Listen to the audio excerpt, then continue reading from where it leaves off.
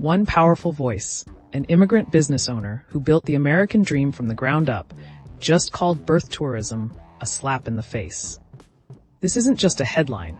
It's a direct challenge to the integrity of entrepreneurial success for every founder hustling their way up in the current climate. The business owner, a proud immigrant herself, has spent decades building a successful enterprise from scratch, employing hundreds of people and contributing millions to the local economy. According to a recent study by the National Foundation for American Policy, 44% of Fortune 500 companies were founded by immigrants or their children, with notable examples including Google's Sergey Brin and Michael Bloomberg, the billionaire founder of Bloomberg LP.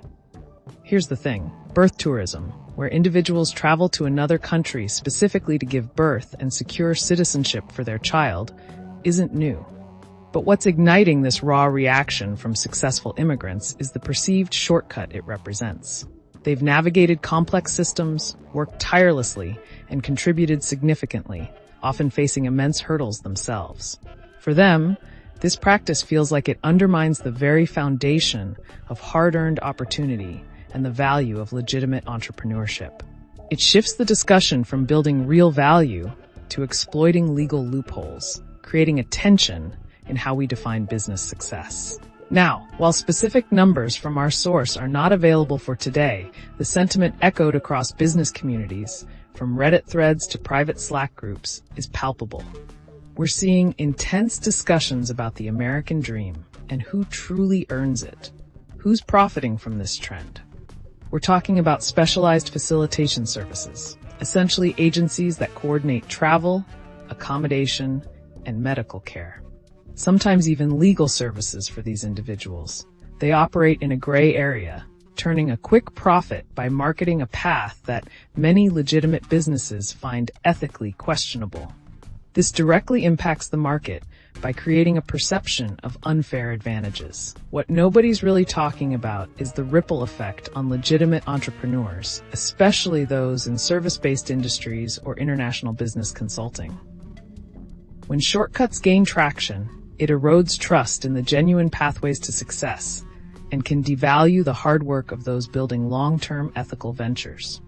So what can you do with this?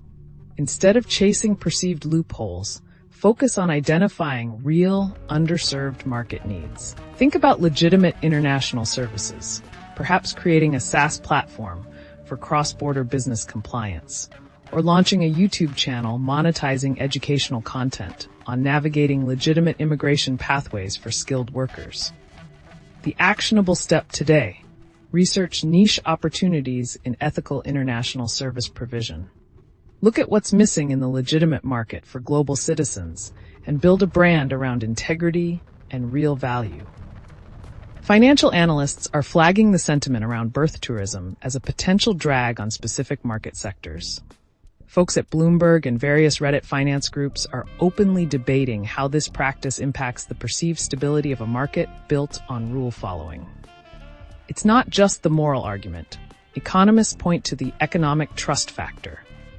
When a system appears easy to exploit, it can deter significant long-term capital influx, especially from overseas funds seeking stable, transparent environments.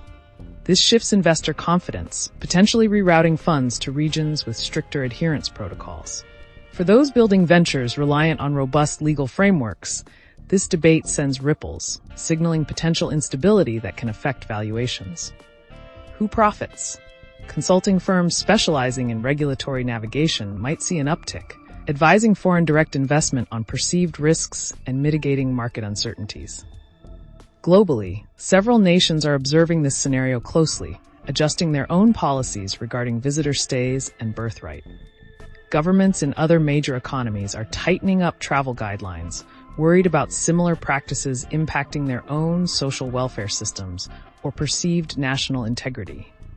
Some countries are even seeing a rise in medical travel ventures, shifting focus to elective procedures rather than birth-related stays, creating new streams of revenue for their healthcare systems.